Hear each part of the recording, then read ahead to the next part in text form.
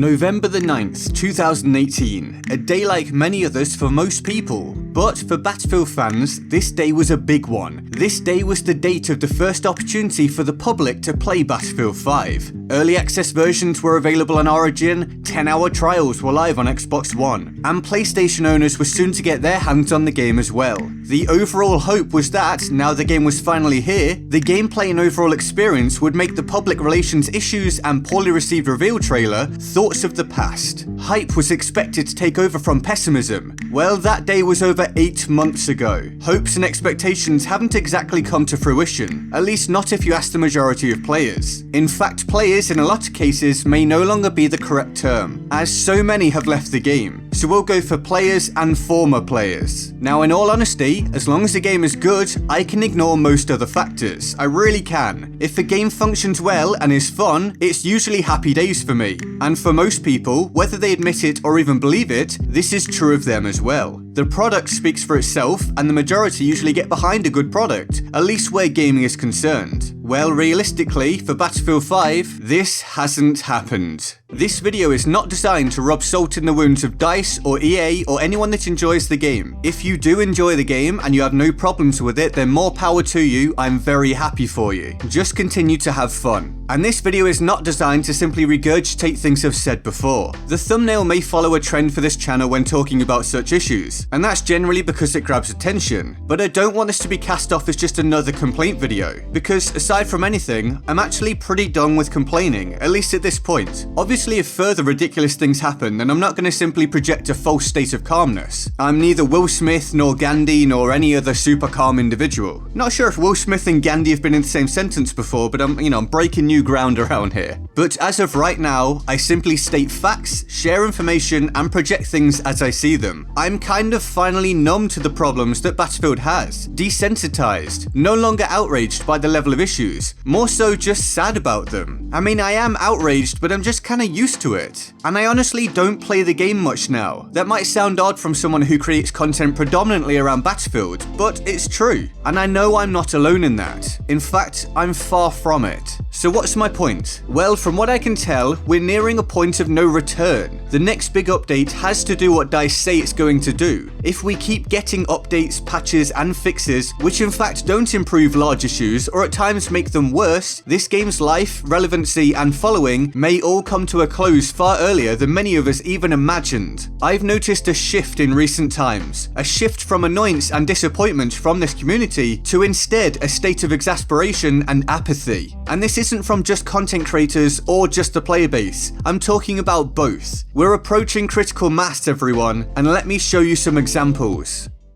To put it lightly, I think it's tough being a fan of Battlefield 5 at the moment. There hasn't really been much to get excited about since EA Play, when that new roadmap was revealed and we got our first look at some brand new content. Unfortunately, since then, the game has been very much riddled with bugs and issues since that Chapter 4 patch, and the excitement for all that new content has almost completely disappeared, and instead it's been replaced with frustration and anger at the state of the game. Well, I'm told the team needs a bit more time to get this one out and to a workable state, and considering the past few patches have broken far more than they've fixed, taking a little extra time to process some quality control is no bad thing. Read into it what you will, but in my opinion, this proves that DICE have not allocated the necessary resources to deal with the problem child that is Battlefield 5, and unless this changes, hopefully within the next patch or two, things probably won't improve too much within the foreseeable future for Battlefield 5. Speculation flew left and right, and Reddit was abuzz with activity. The future of Battlefield seems so bright. So how did it come to this?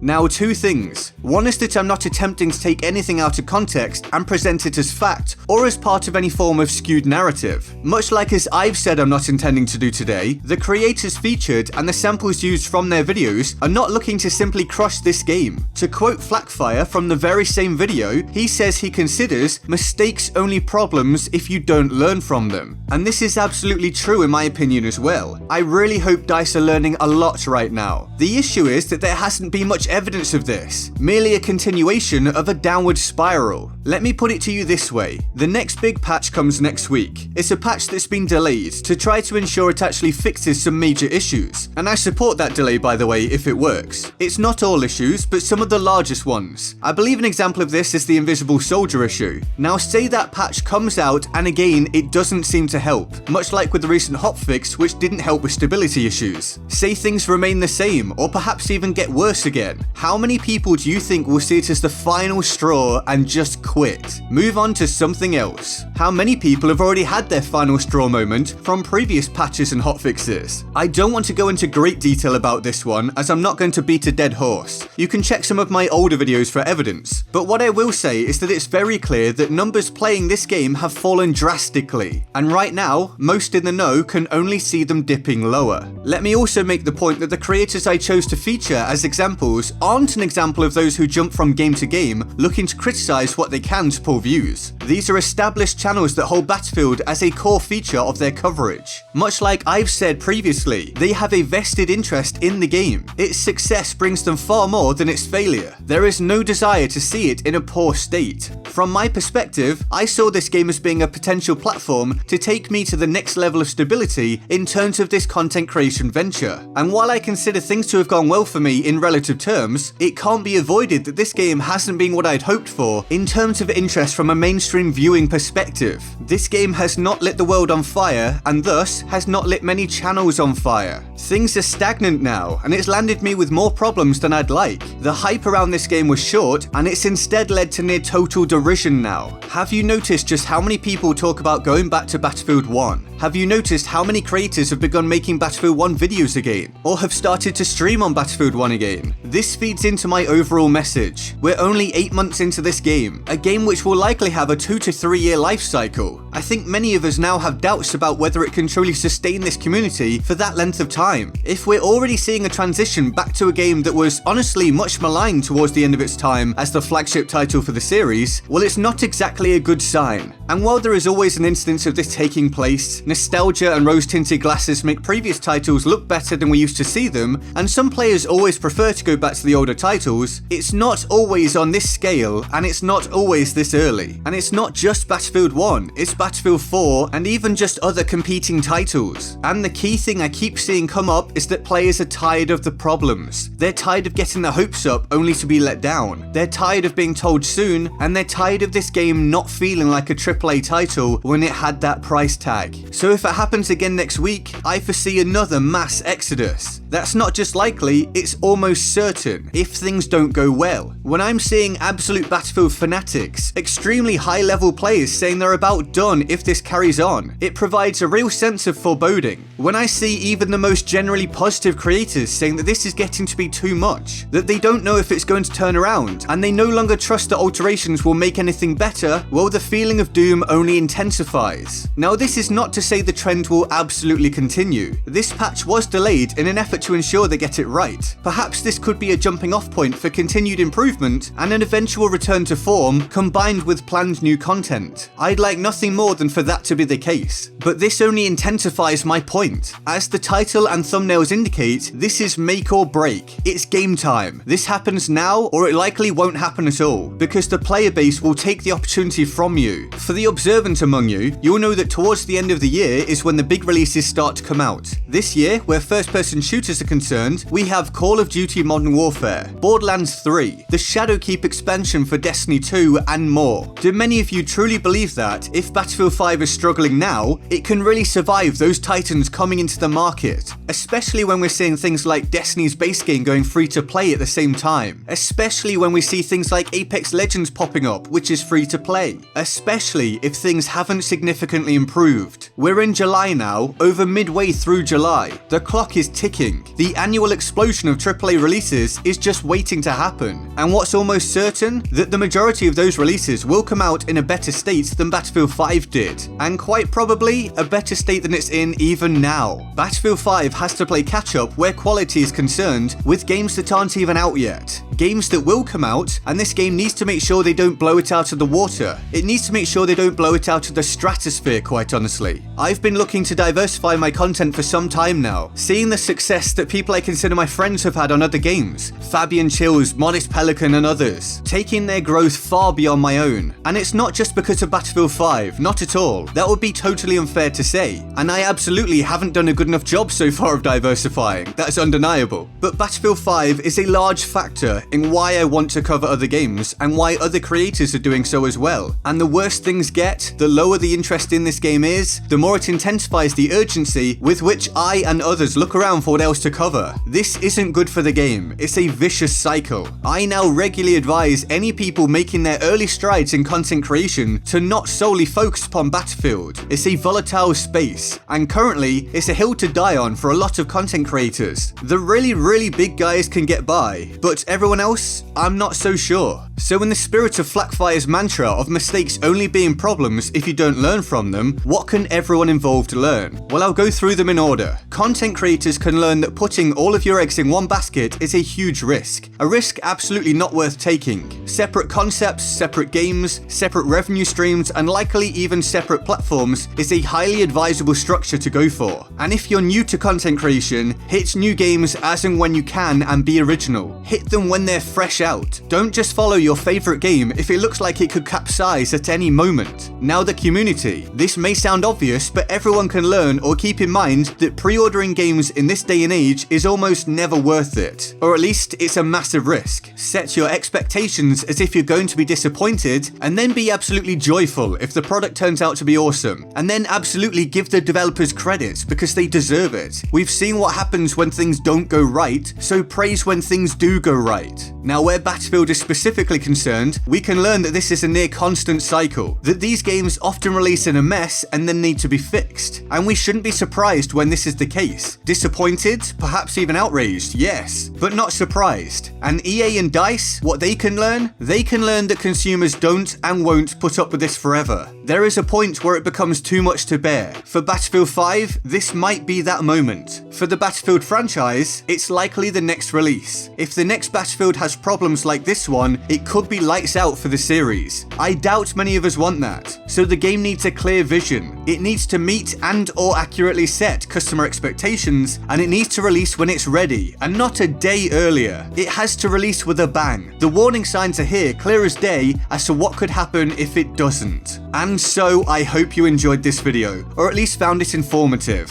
Once again, if you're enjoying the game, then great. Please continue to do so. If you want to see more like this, it takes no effort to turn on notifications to stay up to date, as subscriptions aren't very reliable anymore unfortunately, but it would obviously be great if you'd also like, subscribe, and join my Discord server in the description and my pinned comment. Here's the Board of Awesome for the epic people who support the channel on Patreon. They're all absolute heroes, and I love them all deeply and of course often. If you want to join them on the Board of Awesome, the link to the Patreon page is in the description and my pinned comment. And with that all said, I'm GetGoodGuy, and I'll see you next time. Laters.